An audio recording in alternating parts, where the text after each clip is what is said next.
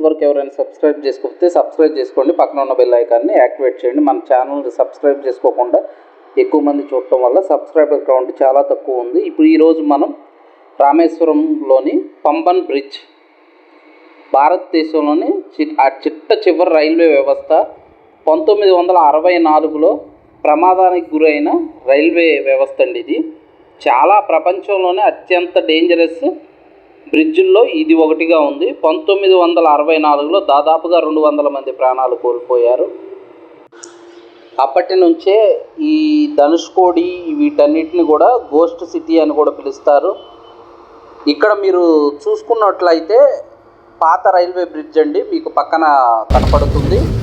నేను ప్రయాణిస్తున్నది వచ్చేసి కొత్తగా నరేంద్ర మోడీ గారు ఓపెన్ చేసిన కొత్త బ్రిడ్జి. ఇక్కడ మీరు ఇమేజ్లో క్లియర్గా చూడవచ్చు. ఇక్కడ మీరు కనపడుతున్న బోట్స్ అన్నీ కూడా ఫిషింగ్ బోట్స్ అండి. శ్రీలంక వరకు వెళ్ళి మన వాళ్ళు ఫిషింగ్ చేస్తారు. ఈ బోట్స్ అన్నీ కూడా పుష్ప 2 సినిమాలో లాస్ట్లో మీరు చూడవచ్చు. ఈ రైల్వే బ్రిడ్జి రైలు పోతున్నప్పుడు వీడియో తీయటానికి కానీ చూడటానికి ప్రజలు బాగా ఆసక్తి చూపుతారండి. మీరు ఇక్కడ పైన చూడవచ్చు ఎన్ని టూరిస్ట్ బస్సులు ఆపి మరీ చూస్తున్నారు. మీరు ఇక్కడ పైన గమనించవచ్చు. చూడండి టూరిస్ట్ బస్సులు ఎన్ని ఉన్నాయో. రామేశ్వరం ఇక్కడ నుంచి దాదాపుగా 20 కిలోమీటర్ల దాకా ఉంటుందండి. ఇక్కడ ఓల్డ్ బ్రిడ్జ్, ఇప్పుడు మనం వెళ్తున్న న్యూ బ్రిడ్జ్, ఇవి రెండు కూడా హైడ్రాలిక్ వ్యవస్థతో పనిచేస్తాయండి. ఇది కూడా మీరు ఇక్కడ ఇమేజ్లో అప్పటి కొట్టుకుపోయిన దృశ్యాలు చూడవచ్చు. హైడ్రాలిక్ వ్యవస్థతో పనిచేయటం వల్ల పెద్ద పెద్ద షిప్స్ వచ్చినప్పుడు బ్రిడ్జిని అక్కడ ఆ చిన్న పార్ట్ని పైకి లేపటం జరుగుతుంది. ఇప్పుడు మీరు చూడవచ్చు ట్రైను కొత్త బ్రిడ్జి మీద వెళ్తుంది. మీరు ఇక్కడ గమనించినట్లయితే క్లియర్గా ఉంది. ఇప్పుడు మీకు ఆ చివర ఉన్నది కొత్త బ్రిడ్జ్ అండి. ఇటు చిన్నగా కనపడుతుంది పాత బ్రిడ్జ్, 1964లో డ్యామేజ్ అయిన బ్రిడ్జ్ అండి.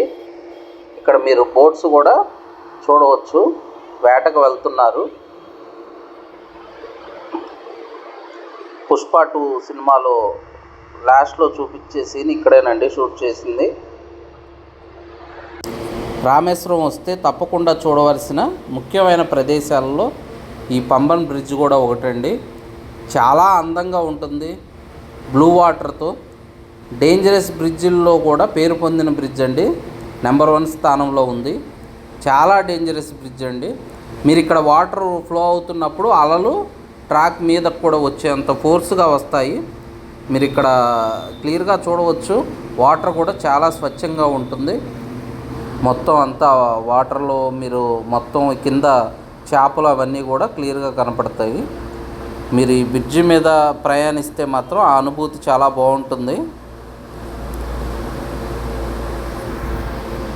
ఇప్పుడు మనం వెళ్తుంది బస్సుల కోసం వేసిన బ్రిడ్జ్ మీద అండి. మీరు ఇక్కడ చూడవచ్చు. ఇవి రెండు షిప్స్ వచ్చినప్పుడు హైడ్రాలిక్ వ్యవస్థతో పైకి లిఫ్ట్ చేయటం జరుగుతుంది. Please subscribe.